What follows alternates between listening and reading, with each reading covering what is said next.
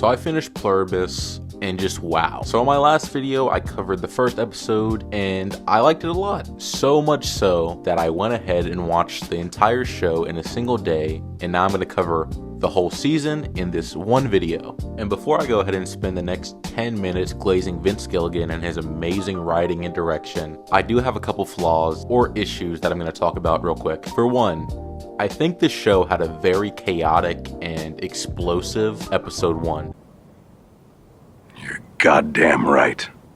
And it was really good, like I can't complain at all. But the rest of the show doesn't really have that same action feel to it, which I don't think is necessarily like a huge issue, because I still enjoyed the rest of the show and thought the dialogue was really good, but nothing else really meets the first episode in chaos. That might be a flaw for some people that are going in and they're gonna be like, well, it's kind of boring. And I can understand that.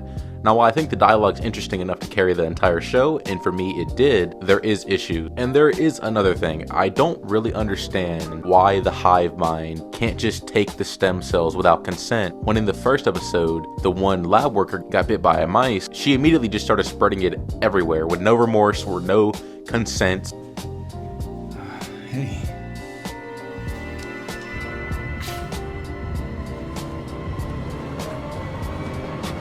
So why do they care now is what I'm asking, because before they didn't, but now they do care, and they won't take things without permission, but before they did. So why? I don't have an answer for it, I'm really just wondering. So in Pluribus, we follow the main character, Carol, and the entire world, excluding like 13 people, have been affected by this hive mind and are now functioning as essentially one person. Now that kind of sounds like a zombie apocalypse, which it is. Ain't that some shit? But imagine if all the zombies were just Chick-fil-A workers. Give it back! Here! Thank you. My pleasure. You heard that? My pleasure! And they thank you and say my pleasure after you just didn't give them a tip. That's how they all are. They're freakishly nice. But yeah, like the hive mind will bring you anything you want. They'll do anything for you. So if you ask for an atomic bomb, they'll bring you an atomic bomb. If you ask for 5 Lamborghinis for 5 different days, they'll give you 5 Lamborghinis for 5 different days. And honestly, I think the antagonist was done so well, man. As a viewer, it's constantly conflicting, trying to pick whether you think these people are bad or good, which they are bad. They're trying to enslave the human mind. But still, like, they don't hurt anything.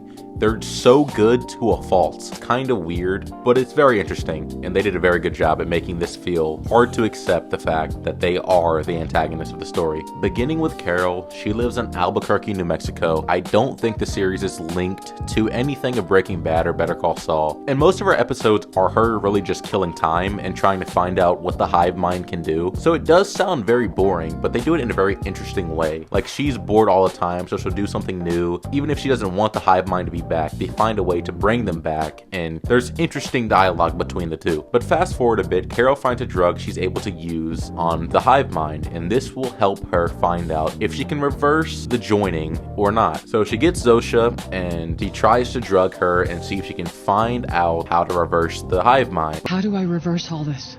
How do I reverse the joining? No.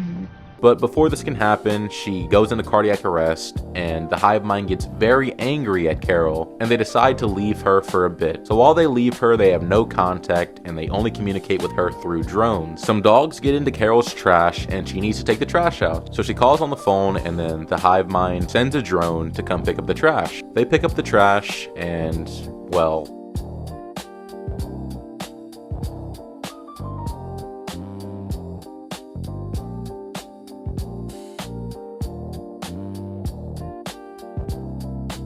so Carol has to find a new trash can somewhere in town, and once she does get there to throw the trash away, she sees a bunch of milk cartons in the trash can with this weird liquid, and this leads her to investigating where this milk is coming from, and she eventually finds out that the hive mind has been eating a bunch of dead people and grounding them into a fine liquid that they can drink. Now, they don't want to kill anything, including plants and animals, so that means they're not getting any food any other way. So things that are already dead, they can use, but they can't kill anything. So Carol records her findings, and she's going to send it to the other survivors. But because she doesn't trust the hive mind, she goes by herself. And the first stop is Vegas, to the French guy. And he already knows about this. So yeah, I mean, he's kind of disturbed about it a little bit. Seriously.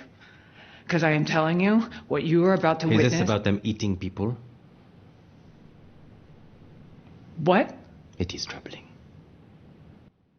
Wait, how could you? But he overall doesn't care as much as Carol does. But he does reveal something pretty interesting. They cannot actually force the hive mind upon Carol or anybody else without permission, because they need to extract the stem cells, and if they cannot extract the stem cells without consent, then they can't get the virus to work on them. Cannot turn us. Not without our consent. What do you mean? It seems the only way to make the virus work on us is by tailoring it to our individual stem cells. So this is pretty good news that none of them can get affected. So Carol heads back home, kind of losing hope that any of the survivors except for her want to change anything. So she kind of just goes insane for like 2 episodes. Did I ever tell you what the definition of insanity is? And she just does random things every day, trying to keep herself occupied, until she finally snaps and asks for the hive mind to come back. This is when we introduce a new character, Manuso, and he receives Carol's recording and he watches it. After he sees this, he gains some new hope and he leaves home to find Carol. And I really like his character because I think he adds a nice contrast between what Carol is and what he is. He's more pessimistic. He sees this hive mind as an evil that needs to be killed, and Carol sees it as people that have been corrupted that need to be saved. So both of them have differing opinions there, but they're kind of in it for the same reason. So yeah, Manuso, he leaves home and he's traveling to Albuquerque, New Mexico. Back with Carol, now that the hive mind has returned, she's kind of falling in love with it in a way. Like, her and Zosha kind of have a relationship going on, and she's learning the hive mind at the same time. So she is investigating and trying to find clues about what the hive mind can do and what they are, but she's kind of getting manipulated by the hive mind. At this point, Manuso's arrived. It's been a long journey. Carol and Manuso have a discussion about how to stop the hive mind. They have a discussion and kind of end on bad terms. Carol lets him stay in the neighbor's house, and he decides that he's going to contact the hive mind and see what happens when he hurts one of them. And while he hurts one of them, Zosha also gets hurt, and Carol doesn't like that, not one bit. She goes over to his house, grabs a shotgun, and throws him in the trunk to stop him from hurting them. And because the hive mind is once again hurt, they have to leave, and they don't want to be anywhere around the danger. And this time, Carol decides that she's going to go with them. So Carol and Zosha pretty much are dating at this point. They form a pretty good bond, and they're going all across the world to ski lodges and numerous things. But of course, we can't end on a happy ending like that. It's got to have another season. So we find out that they can get Carol's stem cells, that if they find the eggs that were frozen years ago with Helen's, that they can pretty much just steal those and find a way to make Carol a part of the hive mind. So in finding this out, Carol gets really upset and she travels back to Albuquerque, New Mexico, and there lies the ending. You win.